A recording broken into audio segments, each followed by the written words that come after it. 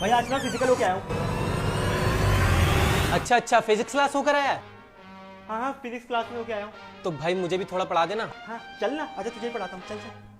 तो भाई हुआ यूं कि पार्टिकल ए और पार्टिकल बी मिल रहे थे। तो भाई जब जब पास आ रहे होंगे तो पोटेंशियल एनर्जी बढ़ गई होगी, अट्रैक्शन बढ़ गया होगा। हाँ भाई, काफी फ्रिक्शन हुई दोनों पार्टिकल्स के बीच में। फिर पार्टिकल बी ने कोएफिशिएंट ऑफ फ्रिक्शन बोले तो मुंह में ले लिया। फ्रिक्शन से तो भाई फिर करंट प्रोड्यूस हुआ होगा। हाँ भाई, और दोनों पार्टिकल्स में आयरन थे तो फिर ये दोनों पार्टिकल्स मैग्नेट बन गए। पार्टिकल बी का मैग्नेट पोल तो सेम ही रहा, पर पार्टिकल ए का मैग्नेट पोल कभी नॉर्थ कभी साउथ, कभी अट्रैक्ट कर रहा है कभी रिपेल कर रहा है, कभी अट्रैक्ट कर रहा है कभी रिपेल कर रहा है। चक्कर में तो पार्टिकल बी में काफी हीट प्रोड्यूस हो गई होगी। और भाई पार्टिकल ए धीरे धीरे धीरे धीरे ठंडा हो रहा था। Newton's third law, every action has an equal and opposite reaction. भाई फिर तो सारी एनर्जी पार्टिकल ने रिलीज कर दी होगी। यार फिर वही law of conservation of energy. तो पार्टिकल ए तो बेचारा थक गया, पर पार्टिकल बी में बहुत ज्यादा एनर्जी आ गई भाई। वो तो कह रही थी एक बार वापस मिलते हैं। पार्टिकल ने इतना थकने के बाद तो रेस्ट पे आ गया होगा। फिर तो भाई न्यूटन का फर्स्ट लॉ भी काम नहीं कर रहा था भाई। पार्टिकल बी चाहे जितना मर्जी फोर्स कर ले, जितना मर्जी फोर्स कर ले, पर पार्टिकल ए रेस्ट का रेस्ट पे ही रहा। भाई कौन टर्म तो यूज किया ना तूने। हाँ भाई, या फिर पार्टिकल बी के श्रोडिंगर कैट से पार्टिकल ए का जिम्मे मरने वाला सीन हो जाता, इसलिए नो रिस्क। पार्टिकल बी के ब्लैक होल के पास गया था पार्टिकल ए। अबे यार कहाँ जाता है, उसका ग्रेविटेशनल पुल अट्रैक्ट तो कर रहा था पार्टिकल ए को, पर पार्टिकल ए भाई बहुत ज्यादा थका हुआ था।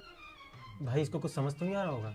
भाई अगर डिस्टेंस 600 किलोमीटर है, स्पीड 10 किलोमीटर पर मिनट की है, तो ये डिस्टेंस कितने टाइम में ट्रैवल होगा? 60 मिनट में भाई। तो 60 मिनट कितने होते हैं? घंटा। घंटा को समझ नहीं आ रहा होगा।